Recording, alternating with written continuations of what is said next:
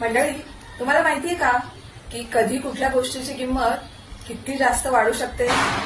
तर सुमारे इसवी पूर्व 6000 वर्षांपूर्वी सोनं आणि मीठ याच्यात मिठाचं जे पारडं होतं ना ते असं होतं आणि सोन्याचं असं होतं.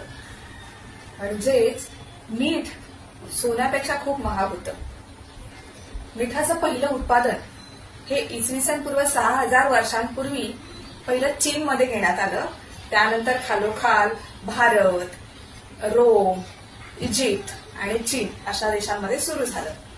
तर त्या काळी मिठाचा उपयोग हा करन्सी म्हणून केला जायचा. हो, तुम्ही योग्य ऐकताय.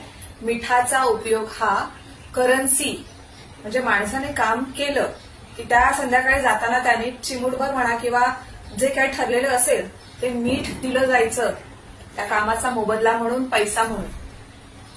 सॅलरी हा इंग्रजी शब्द सॅल या लॅटिन शब्दापासून झालेला आहे. याच्यावरून तुम्हाला कळालंच असेल, सॅल म्हणजे मीठ आणि याच्यावरून सॅलरी हा शब्द निर्माण झालाय.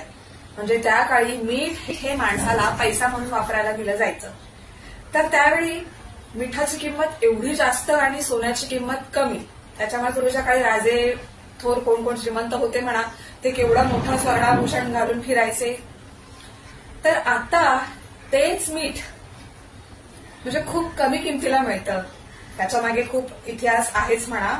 दांडी मार्च वगैरे काही म्हणा, इंग्रजांनी जो कर लावला होता तो महात्मा गांधीजींनी मोडून काढला वगैरे, ते सगळं आहेच म्हणा. पण मिठाची किंमत कमी झाली आणि सोन्याची किंमत त्याच्या शतपटीने वाढली. आणि म्हणूनच असं म्हटलं जातं की कधीच कोणाला कमी लेखायचं नसतं. मिठाची किंमत एवढी होती ती आता कुठे येऊन पडली आणि सोन्याची किंमत कुठे होती ती आता कुठे गेली.